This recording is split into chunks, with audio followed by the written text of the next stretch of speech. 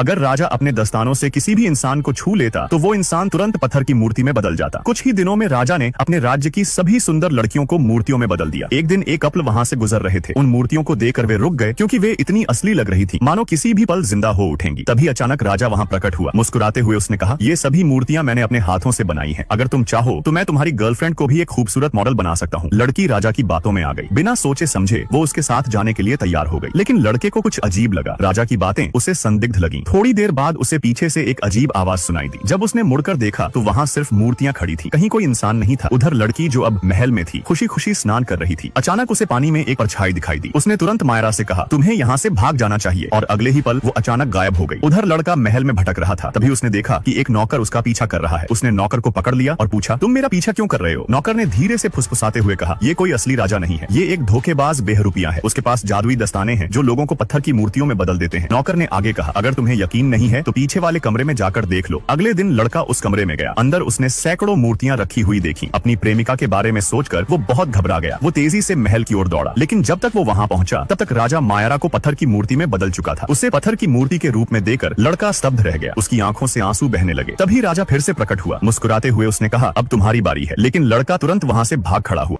लड़के ने अपनी सारी जमा पूंजी लगाकर समुद्री साग की 100 पेटियां खरीद ली। उसका इरादा था कि साग को तलकर कुरकुरा नाश्ता बनाए और बेचे, लेकिन हर बार तलने के बाद स्वाद कड़वा और तेज गंध वाला हो जाता। वो अलग अलग तरीके आजमाता रहा। गरम तेल उसकी बाहों पर गिरता रहा और निशान छोड़ गया। फिर भी स्वाद ठीक नहीं हुआ। जल्द ही उसका सारा साग खत्म हो गया। जब वो लगभग हार मानने वाला था तब उसे जमीन पर पड़ा एक भूला हुआ थैला मिला। उसने सोचा, आखिरी बार कोशिश कर लेता हूँ। इस बार स्वाद पूरी तरह अलग था, कुरकुरा और बेहद स्वादिष्ट। लड़के ने देखा कि ये वाला साग थोड़ा गीला था। उसे याद आया, पिछली रात सामान उठाते समय एक थैला गिर गया था और बारिश में भीग गया था। अतिरिक्त नमक धुल गया था, इसलिए स्वाद बेहतर हो गया। उसने वही तरीका अपनाकर नया माल तैयार किया। उसका साग वाला नाश्ता जल्दी ही लोकप्रिय हो गया, लेकिन खुदरा बिक्री से असली कमाई नहीं हो रही थी। लड़का एक बड़ी खाने पीने की कंपनी के प्रबंधक से मिलने गया। प्रबंधक ने छका भी नहीं और कह दिया कि पैकेट बहुत बड़ा है, दुकानों के नियमों के मुताबिक नहीं है। भले ही उसे मना कर दिया गया, पर उसे दिशा मिल गई। उसने एक डिजाइन कंपनी से नया पैकेट बनवाया, फिर नए पैकेट के साथ वापस गया। लेकिन स्वागत कक्ष में बताया गया कि प्रबंधक बैठक में है। वो पूरा दिन इंतजार करता रहा। आखिर समझ गया कि उससे बचा जा रहा है। निराश होकर वो लौट गया। जाते समय वो साग के पैकेट लिफ्ट में ही छोड़ गया। थोड़ी देर बाद एक कर्मचारी की नजर पड़ी। उसने यूं ही एक पैकेट खोलकर छका। स्वाद इतना अच्छा था कि उंगलियां चाटने लगा। उसने खुशी खुशी अपने साथियों और फिर प्रबंधक को भी छकाया। कुछ ही समय में लड़के को फिर से कंपनी बुलाया गया। प्रबंधक ने 10 लाख पैकेट का ऑर्डर देने का फैसला किया। शर्त ये थी कि कारखाना स्वास्थ्य जांच पास करे। लड़का खुश भी था और घबराया भी, क्योंकि उसके पास कोई कारखाना था ही नहीं। उसने अपनी गाड़ी बेच दी, शहर के बाहर एक कारखाना किराए पर लिया और जल्दी जल्दी उसे ठीक कराया। कुछ मजदूर भी रख लिए, लेकिन जांच के दौरान प्रबंधक ने देखा कि मजदूर दस्ताने नहीं पहने थे, बत्तियों पर ढक्कन नहीं था और हाथ धोने की जगह पैरों से चलने वाली नहीं थी। लड़के ने हर सलाह मान ली और तुरंत सुधार शुरू कर दिए। 3 दिन बाद नतीजे आने वाले थे, लेकिन फैक्स मशीन में स्याही खत्म हो गई। वो बाहर भागा और कागज को धूप में पकड़कर पढ़ा। उसमें लिखा था, पास। आखिर उसकी मेहनत रंग लाई। 2 हफ्ते बाद उसने कंपनी के साथ आधिकारिक समझौता कर लिया। कई साल बाद उसका साग का कारोबार $15 अरब की बिक्री तक पहुंच गया और उसके अपने समुद्री साग के खेत भी हो गए।